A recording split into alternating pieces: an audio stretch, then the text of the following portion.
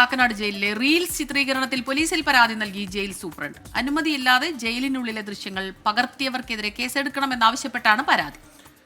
Jail അധികൃതർക്ക് വീഴ്ച പറ്റിയെന്നാണ് special ബ്രാഞ്ചിന്റെ റിപ്പോർട്ടിൽ പറയുന്നത്. ഇതിന് പിന്നാലെയാണ് പരാതി നൽകിയിരിക്കുന്നത്. ശ്യാംകുമാർ വിവരങ്ങളുമായി കൊച്ചിയിൽ നിന്ന് ചേരുന്നുണ്ട്. ശ്യാം, ഈ ദൃശ്യങ്ങൾ വലിയ രീതിയിൽ ചർച്ചയായിട്ടുള്ളതാണ്. അതിന് പിന്നാലെ പരാതി എത്തുന്നു, നടപടി വേണം എന്നുള്ള ആവശ്യം മുന്നോട്ട് വെക്കുന്നത്. എന്താണ് ഈ സംഭവവുമായി ബന്ധപ്പെട്ട് ഒടുവിലായി സംഭവിക്കുന്നത്? ശ്യാം.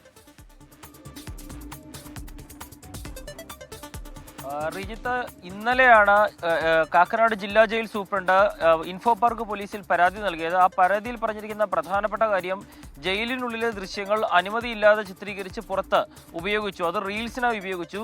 ഈ വിഷയത്തിൽ ഈ റീൽസ് ചിത്രീകരിച്ചവർക്കെതിരായിട്ട് നടപടി വേണം എന്നുള്ളതാണ് ആവശ്യം. അതായത് ജയിലിനുള്ളിലെ ദൃശ്യങ്ങൾ ചിത്രീകരിച്ചവർക്കെതിരെ നടപടി വേണമെന്നുള്ളതാണ് ആവശ്യം. പ്രാഥമിക അന്വേഷണത്തിൽ അത് വിരമിച്ച ജയിൽ ഉദ്യോഗസ്ഥന്റെ ഒരു അടുത്ത ബന്ധുവാണ് ഈ റീൽസ് ചിത്രീകരിച്ചത് എന്നുള്ള വിവരം കണ്ടെത്തുകയും ചെയ്തിട്ടുണ്ട്. ഏതായാലും ജയിലിനുള്ളിലെ വീഡിയോ ഉപയോഗം, ഫോണിന്റെ ഉപയോഗം, അത് ജാമ്യം ലഭിക്കാത്ത കുറ്റമാണ്.